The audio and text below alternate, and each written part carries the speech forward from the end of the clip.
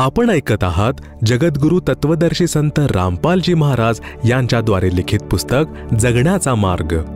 विषय कथा मार्कंडेय ऋषी व अप्सरा यांचा संवाद. एकदा बंगालच्या खाडीमध्ये मार्कंडेय ऋषी तपश्चर्या करत होते. इंद्रपदावर विराजमान आत्म्याला अशी अट असते की जर त्याच्या शासन काळात 72 चतुर्युगांदरम्यान जर पृथ्वीवर एखाद्या व्यक्तीने इंद्रपद प्राप्त करण्यायोग्य तपश्चर्या अथवा धर्मयज्ञ केला व त्या क्रियेत कोणताही अडथळा न आल्यास त्या साधकाला इंद्राचे पद दिले जाते व वर्तमानातील इंद्राकडून ते पद काढून घेतले जाते.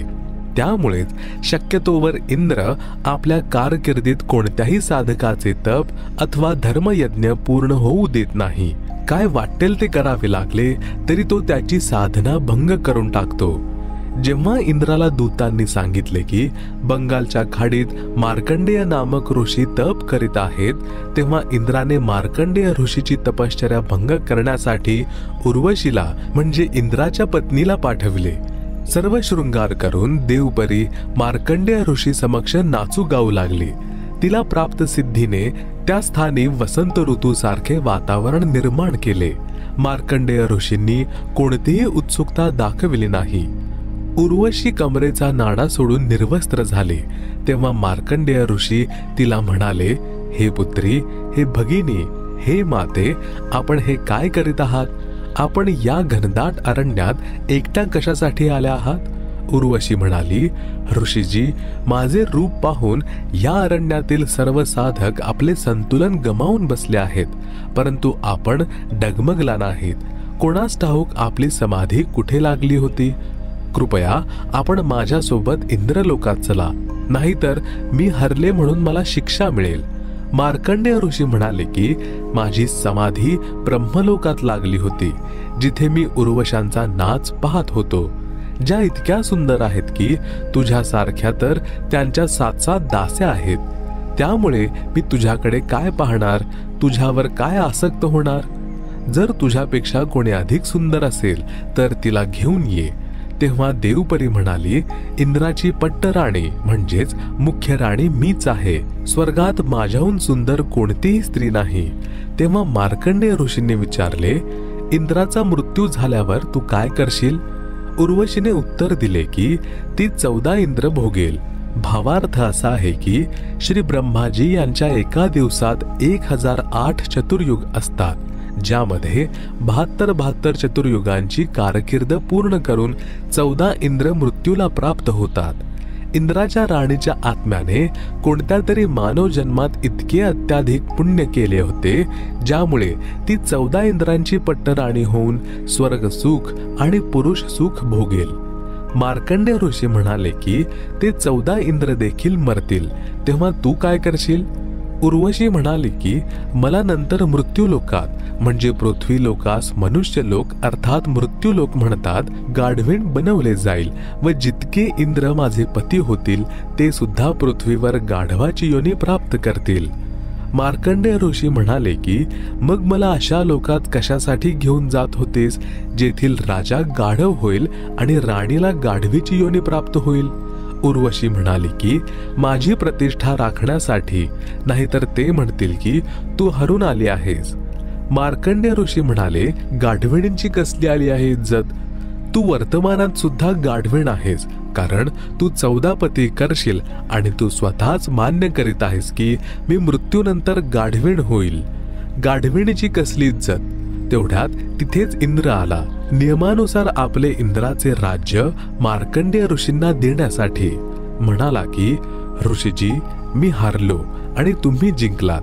आपण इंद्राच्या पदवीचा स्वीकार करावा. मार्कंडेय ऋषी म्हणाले, अरे अरे इंद्र, इंद्राची पदवी मला काहीही उपयोगाची नाही. माझ्यासाठी ते कावळ्याच्या विष्ठेसारखे आहे. मार्कंडेय ऋषी इंद्राला पुन्हा म्हणाले की मी सांगितल्यानुसार तू साधना कर, तुला मी ब्रह्मलोकात घेऊन जाईल. हे इंद्राचे राज्य सोडून दे. इंद्र म्हणाला, हे ऋषीजी, सध्या तरी मला मौज मस्ती करू द्या, नंतर कधीतरी विचार करीन. श्रोते हो, विचार करा. इंद्राला हे माहित आहे की मृत्यूनंतर गाढवाचे जीवन मिळणार आहे. तरी सुद्धा त्या क्षणिक सुखाचा त्याग करण्यास तयार नाही. म्हणाला की नंतर कधीतरी बघेल. नंतर कधी बघणार? गाढव झाल्यावर तर कुंभार बघेल.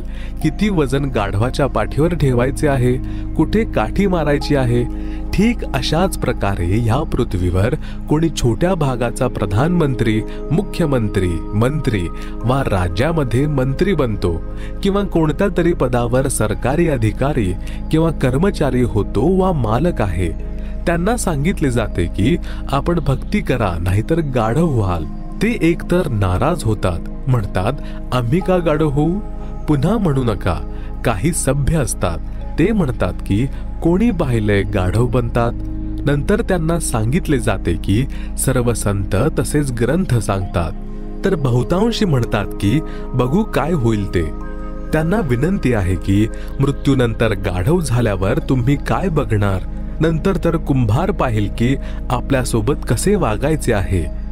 पाहायचे असेल तर वर्तमानात पहा. वाईटपणा सोडून शास्त्रानुकूल साधना करा, जी वर्तमानात विश्वामध्ये फक्त माझ्या जवळच म्हणजे रामपाल दास यांच्या जवळ आहे. या ग्रहण करा आणि आपल्या जीवाचे कल्याण करून घ्या.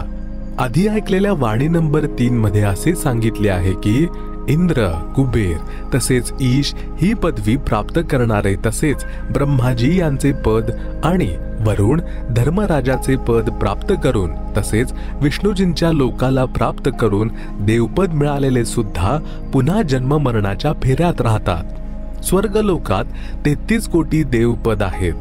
जसे भारतवर्षाच्या संसदेत 540 खासदारांची पदे आहेत. व्यक्ती बदलत राहतात. त्याच खासदारांमधून पंतप्रधान तसेच अन्य केंद्रीय मंत्री इत्यादी इत्यादी बनत असतात. याच प्रकारे त्या 33 कोटी देवतांमधूनच कुबेराचे पद म्हणजेच धनाच्या देवतेचे पद प्राप्त होते. जसे अर्थमंत्री असतात. ईश या पदवीचा अर्थ आहे प्रभुपद, जे लोकवेदामध्ये एकूण 3 मानले गेले आहेत. 1 श्री ब्रह्माजी, 2 श्री विष्णूजी आणि 3 श्री शिवजी. वरुण देव पाण्याची देवता आहे. धर्मराय मुख्य न्यायाधीश आहे, जो सर्व जीवांना कर्मांचे फळ देतो. त्याला धर्मराज सुद्धा म्हणतात. हे सर्व काल ब्रह्मची साधना करून पद प्राप्त करतात. पुण्य क्षीण म्हणजे समाप्त झाल्यानंतर सर्व देवता पदमुक्त करून पशुपक्षी इत्यादींच्या 84 लाख प्रकारच्या योनींमध्ये टाकले जातात. पुन्हा नवीन ब्रह्माजी, नवीन विष्णूजी आणि नवीन शंकरजी या पदांवर विराजमान होतात. या सर्व उपरोक्त देवता जन्मतात, मरतात. या अविनाशी नाहीत. यांची स्थिती आपणास सृष्टी रचना प्रकरणात याच पुस्तकात स्पष्ट होईल की हे किती प्रभू आहेत, कोणाचे पुत्र आहेत आणि यांची माता कोण आहे. अन्य प्रमाण श्री देवी पुराणाच्या म्हणजे सचित्र मोठा टाईप फक्त हिंदी, गीता प्रेस, गोरखपूर यांचेकडून प्रकाशित 3ऱ्या स्कंदात पान क्रमांक 123 वर लिहिले आहे की तुम्ही शुद्ध स्वरूप आहात. हा सर्व संसार आपल्यापासूनच निर्माण होत आहे. मी म्हणजे विष्णू, ब्रह्मा व शंकर आपल्या कृपेनेच विद्यमान आहोत. आमचा तर आविर्भाव म्हणजे जन्म तसेच तिरोभाव म्हणजे मृत्यू होत असतो. आपण प्रकृती देवी आहात. शंकर भगवान म्हणाले की हे देवी, जर ब्रह्माच्या नंतर उत्पन्न होणारे विष्णू आपल्यापासून उत्पन्न झाले आहेत तर मी तमोगुणी लीला करणारा शंकर काय आपले संतान नाही झालो? अर्थात मला सुद्धा जन्म देणारी तूच आहेस. आम्ही तर केवळ नियमित कार्यच करू शकतो. अर्थात ज्याच्या भाग्यात जे लिहिले आहे तेच आम्ही देऊ शकतो. ना जास्त करू शकतो ना कमी करू शकतो. श्रोते हो, या श्री देवी पुराणातील उल्लेखावरून हे स्पष्ट झाले की श्री ब्रह्माजी, श्री विष्णूजी तसेच श्री शंकरजी नाशवंत आहेत. यांच्या मातेचे नाव श्री दुर्गा देवी आहे. अधिक माहितीसाठी कृपया ऐका याच पुस्तकातील विषय सृष्टी रचनामध्ये. या मुख्य देवता आहेत. इतर यापेक्षा खालील स्तराचे देव आहेत. ते सर्व जन्मतात, मरतात. अविनाशी राम नाहीत, अविनाशी परमात्मा नाहीत. श्रीमद भगवत गीता अध्याय 10 श्लोक 2 मध्ये लिहिले आहे की गीता ज्ञानदाता काल ब्रह्मने म्हटले आहे की माझ्या उत्पत्तीबाबत ना तर देवता जाणतात आणि ना महर्षीजन जाणतात, कारण की या सर्वांचा आदी कारण मीच आहे, अर्थात हे सर्व माझ्यापासून उत्पन्न झाले आहेत. गीता अध्याय 4 श्लोक 5 मध्ये गीता ज्ञान सांगणाऱ्याने म्हटले आहे की, हे अर्जुन, तुझे आणि माझे अनेक जन्म झाले आहेत, तू जाणत नाहीस, मी जाणतो. गीता अध्याय 2 श्लोक 12 मध्ये देखील स्पष्ट आहे की, तू, मी आणि सर्व राजे सेना अगोदर पण जन्मले होते, भविष्यातही जन्म घेतील. गीता अध्याय 14 श्लोक 3 मध्ये गीता ज्ञानदात्याने म्हटले आहे की, हे अर्जुन, माझी प्रकृती अर्थात दुर्गा तर गर्भ धारण करते, मी तिच्या गर्भात बीज स्थापित करतो, ज्यातून सर्व प्राण्यांची उत्पत्ती होते. गीता अध्याय 14 श्लोक 4 गीता ज्ञानदात्याने म्हटले आहे की, हे अर्जुन, विविध प्रकारच्या सर्व योनींमध्ये जेवढ्या शरीरधारी मूर्ती उत्पन्न होतात, महत म्हणजे प्रकृती तर त्या सर्वांची गर्भधारण करणारी माता आहे. अहम ब्रह्म म्हणजे मी ब्रह्म बीज स्थापित करणारा पिता आहे. गीता अध्याय 14 श्लोक 5 गीता ज्ञानदात्याने स्पष्ट केले आहे की, हे अर्जुना, सद्गुण श्री विष्णूजी, रजगुण श्री ब्रह्माजी आणि तमगुण श्री शिवजी हे प्रकृती अर्थात दुर्गा देवीपासून उत्पन्न तिन्ही देवता अर्थात तीनही गुण अविनाशी जीव आत्म्याला त्याच्या कर्मानुसार शरीरात बांधतात. उपरोक्त प्रमाणांवरून हे स्पष्ट झाले की उपरोक्त देवता नाशवंत आहेत आणि काल ब्रह्माची आपत्य आहेत. संदर्भ चालू आहे की वाणी क्रमांक 3चा सरलार्थ. इंद्र, कुबेर, ईश अर्थात ब्रह्मा, विष्णू, शिव पर्यंतची पदवी प्राप्त करून आणि वरुण, धर्मरायाची पदवी तसेच श्री विष्णुनाथाच्या लोकाला प्राप्त करून देखील जन्ममरणाच्या फेऱ्यात राहतात. मार्कंडेय ऋषी जी ब्रह्मसाधना करत होते तिलाच सर्वोत्तम मानत होते, म्हणून इंद्राला म्हणत होते की, ये, तुला ब्रह्मसाधनेचे ज्ञान करवितो. ब्रह्मलोकाच्या तुलनेत स्वर्गाचे राज्य हलव्याच्या तुलनेत जशी कावळ्याची विष्ठा आहे. श्रोतेहो, आपण ब्रह्मसाधना करणाऱ्या श्री चुणक ऋषी, श्री दुर्वासा ऋषी आणि कपिल मुनी ज्यांनी ब्रह्मसाधना केली होती त्यांची साधना गीता ज्ञानदाताने गीता अध्याय 7 श्लोक 18 मध्ये अनुत्तम अर्थात निकृष्ट सांगितली आहे. त्याच श्रेणीची साधना मार्कंडेय ऋषींची होती, जिला अतिउत्तम मानून करत होते आणि इंद्रजींना देखील सल्ला देत होते की ब्रह्मसाधना कर. सूक्ष्म वेदात सांगितले आहे की, औरो पंथ बतावही आपन जाने रा, मोती मुक्ता दर्शत नाही, यह जग है सब अंधरे, दिखत के तो नैन जिसम है, फिरा मोतिया बिंदरे. वेद पढ़े पर भेद न जाने, बाचे पुराण 18, पत्थर की पूजा करे, भुले सिरजनहारा. वाणी नंबर 1चा भावार्थ. इतरांना मार्गदर्शन करतात, स्वतःला भक्ती मार्गाचे ज्ञान नाही. वाणी नंबर 2चा भावार्थ.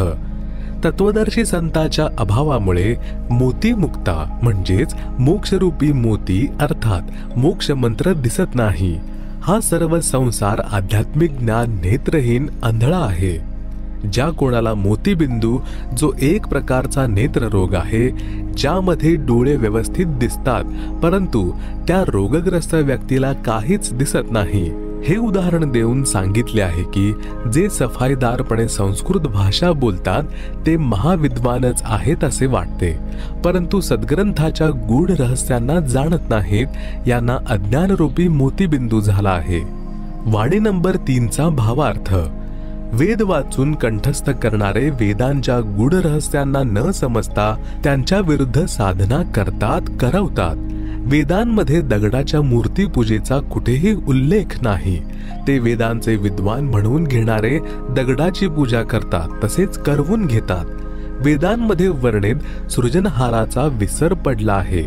श्रीमद भगवत गीता अध्याय 4 श्लोक 25 ते 29 पर्यंत हेच सांगितले आहे की जो साधक जशीही साधना करतो त्यास उत्तम मानून करत असतो. सर्व साधक आपापल्या भक्तीला पापाचा नाश करणारे जाणतात.